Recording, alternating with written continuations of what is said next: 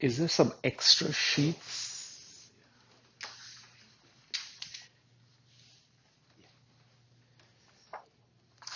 So we begin day 2, and the grace that we ask for in day 2 is the cry of wonder and joy at God's love for me in spite of my sins.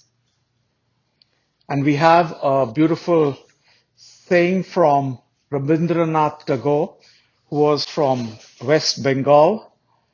Away from your presence, my heart knows no rest, and my life becomes an endless toil in a shoreless sea of trouble.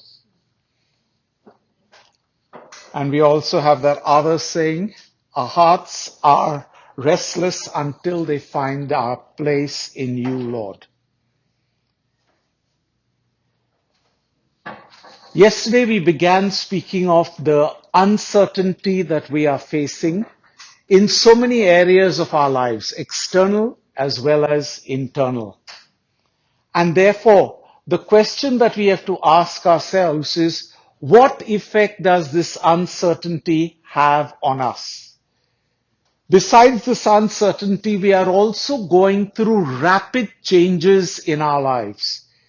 In our own generation, we have come from the record player to the tapes, to the CDs, to the DVDs. Now we don't use any of that.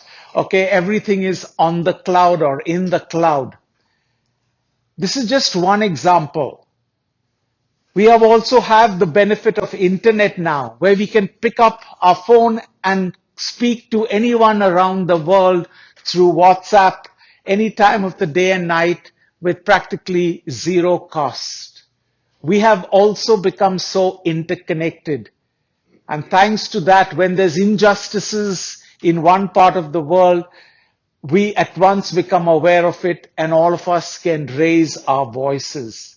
But this rapid change, when things change too fast, it also has an effect on our bodies and our minds. So both these things, the uncertainty as well as the rapid change, is affecting us. And it affects our health. What are some of the things that this thoughts in our mind, the worry thoughts, anxious thoughts, what are some of the ways in which these thoughts affect our body? Anyone? Sleep. Okay, absolutely. Sadness, sleep, sadness. Stomach problems, absolutely. Gastrointestinal problems. Anxiety. How does that anxiety show on the body? Headaches. Backaches, okay, either spondylosis of the neck or lower back pain. The immune system gets affected and therefore we get more prone to diseases. That's a long list, right? Hives, allergies, okay, all these also. So we have, you can fill in your own ... there. And very often also all these thoughts in our mind causes a paralysis of action. We then don't know what action to take. And so there is a lot of effects that happen when we have these uncertain thoughts, these anxious thoughts, these negative thoughts. When things change too rapidly, the body gets affected. It's not just in the mind. For years, we've been brought up with, oh, it's all in your mind, suck it up, be a brave boy, boys don't cry, and all that sort of thing. It's all in your mind. Well, neuroscience tells us that yes, it is in the mind, but it doesn't just remain in the mind. It goes into the body, and we have just pooled together the various effects that it has on the body. So it is in the mind and it is in the body.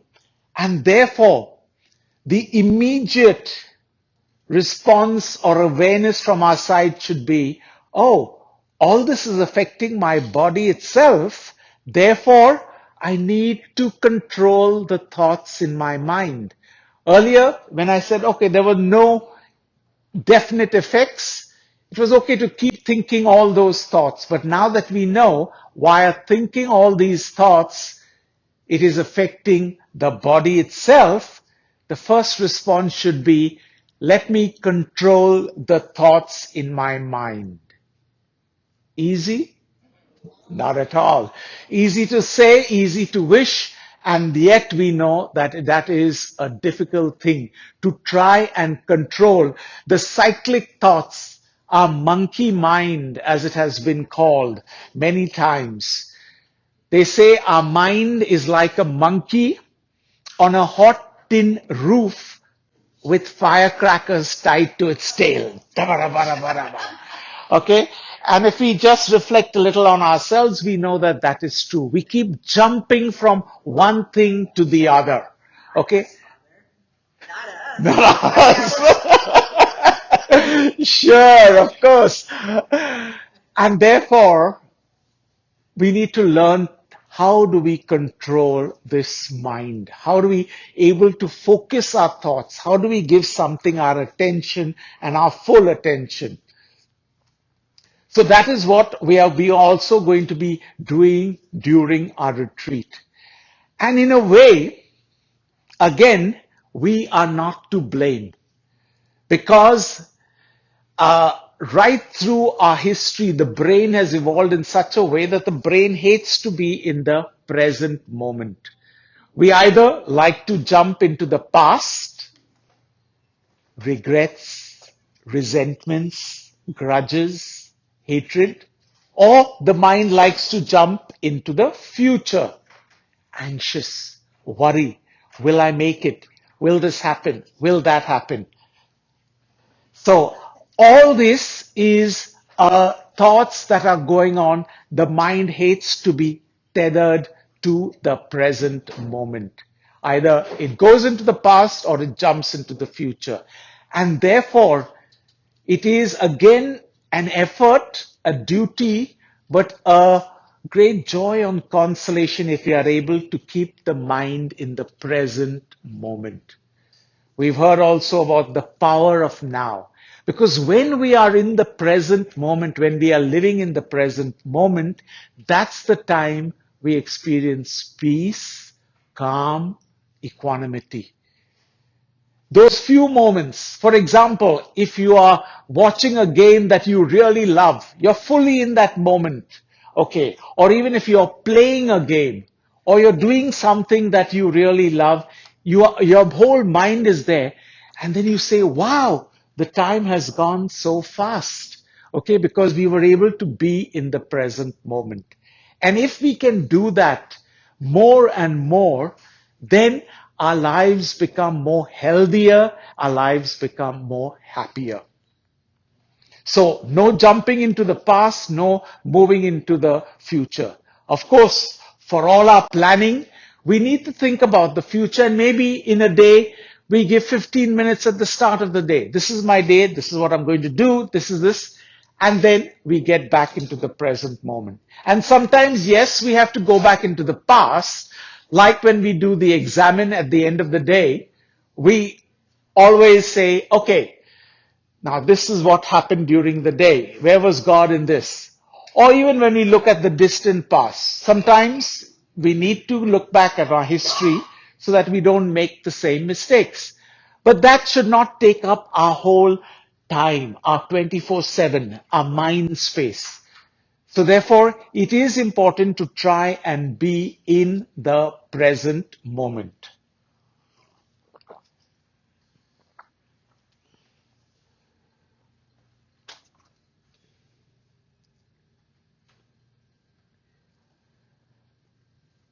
Okay, one more thing about that you will read in this particular chapter, and that is about the possibility of change. So we have spoken about how our minds are so caught up in either the past or the future. Can we really change our minds? And so for years it was thought that the brain could be changed only during childhood. So as we grow, the brain develops, and around adolescence, the adult brain finally, gets fixed. And then it was believed that you really cannot do much after that. And therefore, we had all those long lists of defining who is an intelligent person. So either you would have super intelligent, super brainy, and then intelligent, and then fair, and then idiot, stupid, imbecile. So we had that whole list and we pegged people that. But again, neuroscience tells us that no, the brain does change. The brain changes even as we grow into adulthood. So whenever I give talks to senior citizens, I always say, you can change your brain even at 60, or you can learn to play the piano even at 60 and 70. And to prevent Alzheimer's and dementia, it's important to constantly be stimulating the brain. We have still not found a cure for Alzheimer's dementia. We are moving in that direction. But we know that there are many ways in which we can prevent that. And one of the things is to constantly learn something new. Okay, so as we grow older, sometimes we say, okay, what's the use of learning? But no, maybe you learn a new language. It is helping your brain.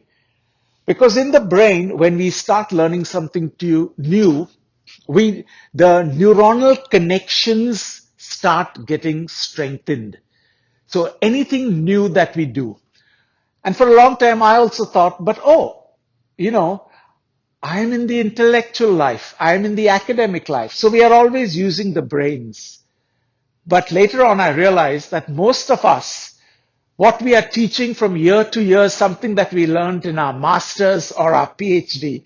And that same chemistry nearly doesn't change too much. So we keep changing that. So that is not helping. Okay, so you might be doing intellectual work, but the connections have already been built. To stave off Alzheimer's and dementia, it is learning new things. So learning an instrument, maybe some hobby that you didn't have time to do while you're growing up, picking it up now, learning a language, always being interested in something new. New neuronal connections form in the brain, and that helps us to be happier and healthier. So, as I said, for a long time it was believed we couldn't change till the specific experiment that was done on taxi drivers, and it was done on taxi drivers in London.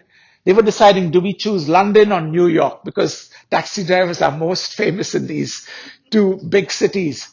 And then they decided not to choose New York because at the end of the 18th century in New York, there was the big fire.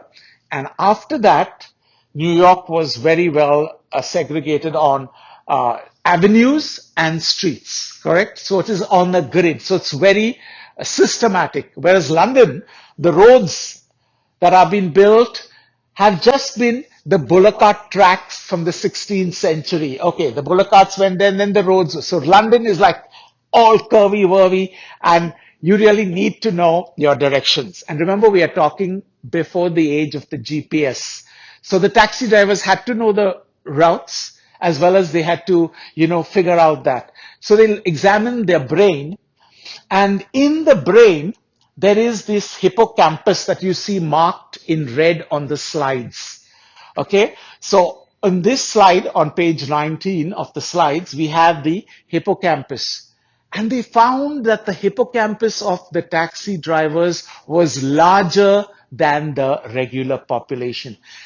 So then they said, oh my gosh, this is an actual physical change. The brain is actually changing. It's not just, psychological. It's an actual physical change that takes place in the brain. And since then, of course, they've tried out the experiment elsewhere. And then it has now become a recognized fact that brains do change even at the adult age. Okay. And there's a new word for that. And that word is called adult neurogenesis. As you know, genesis to be born. So new neuronal cells are being created as we grow older when we do new tasks.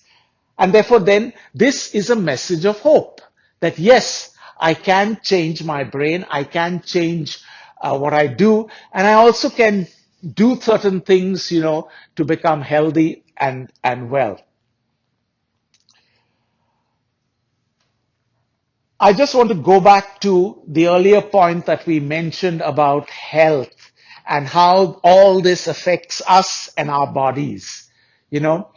So, yes, a lot of things from the mind affect us, but we also know that there is bacteria, there is germs, there is virus. So there's also an external factor why someone could get sick or someone could get diseased. So when I've told you about all this, this is for our own diagnosis. Okay? It is not when someone comes and tells you, oh, I've got a pain in the back. You fought with me yesterday, therefore you've got a pain in the back. Okay, especially with couples, I keep telling them that because as soon as I'm telling this, you can see the couples looking at each other. Okay, so it is for our own diagnosis. We can never dare to diagnose someone else's pain or aches or hives because there could be a physical, there could be a psychological. And for us, we have to examine, okay, is this psychological? I'm getting this pain. Did I have something worrying me? And if there's nothing, then maybe it's physical and I need to get checked up. Okay, so this is a diagnosis that we do for ourselves and not for others. So if we can change the brain, okay, then there are very things that we need to do. And some of the things that we need to do, we'll also see in later chapters. But as I said, besides learning new things, there are a lot of mental games that we can play in terms of what are some of the mental things that you can do? Sudoku, absolutely. That was the thought in my mind. What else?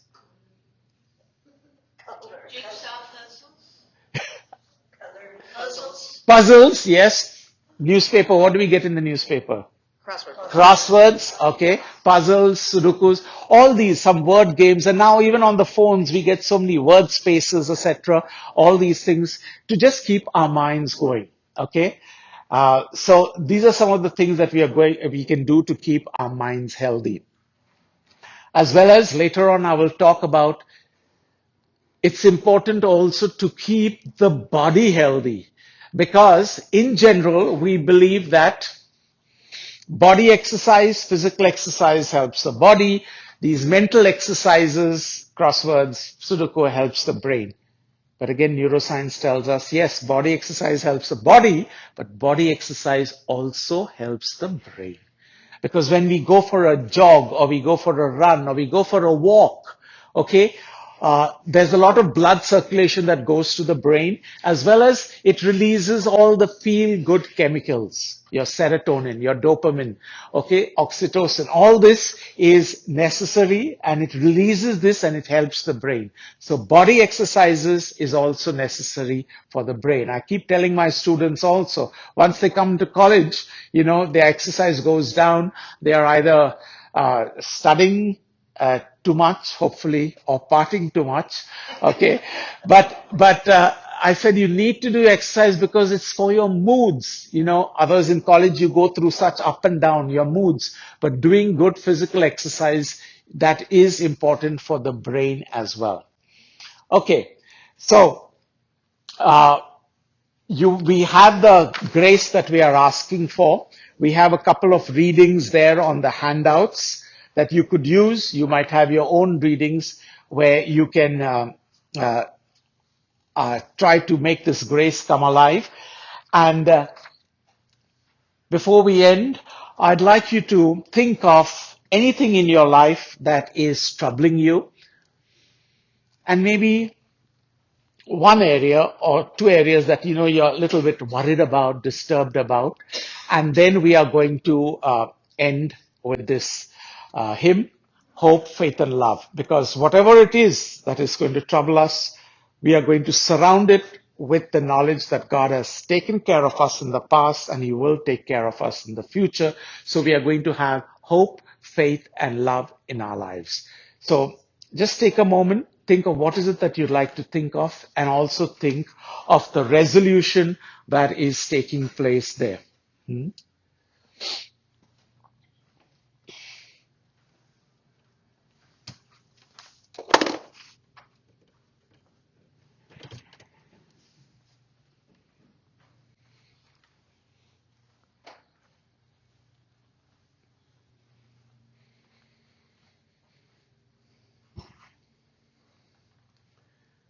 Is there something in your life that's not going right? Is there something that you'd like to change? Is there something in your life that makes no sense? Do you feel like just giving up? Are there times in your life when you've had enough? Are there times the clouds seem all black? Are there days in your life when there seems no way? Are there nights when life seems a cross? Hope, faith, and love's what keeps life moving on. Hope, faith, and love, that's what life's all about. Hope, faith, and love, my friend, will see us through. At the end of the hymn, let us continue to remain in silence. This hymn is also in the book, if you want to go through it later through the day.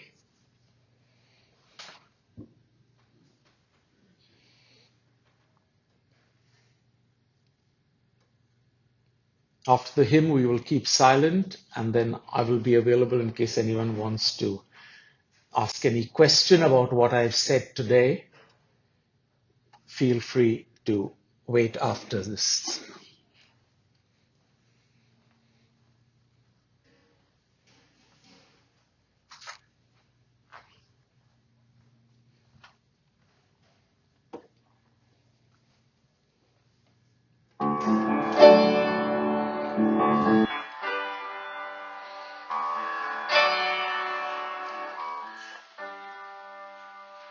Is there something in your life that's not going right?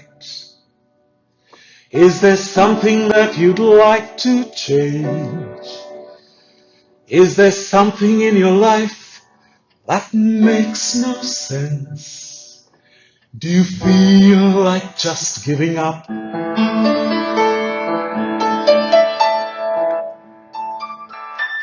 there times in your life when you've had enough? Are there times the clouds seem all black? Are there days in your life when there seems no way?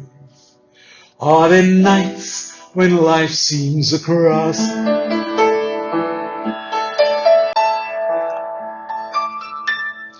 Oh, faith and love just keeps life moving on.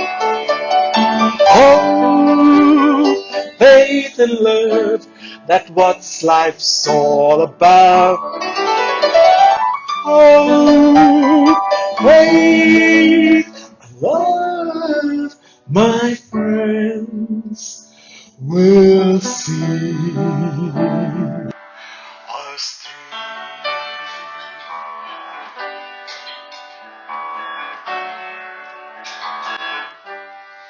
Yes, there were times in my life too, days when I had enough, but hope just kept me going on, hoping a God who loved.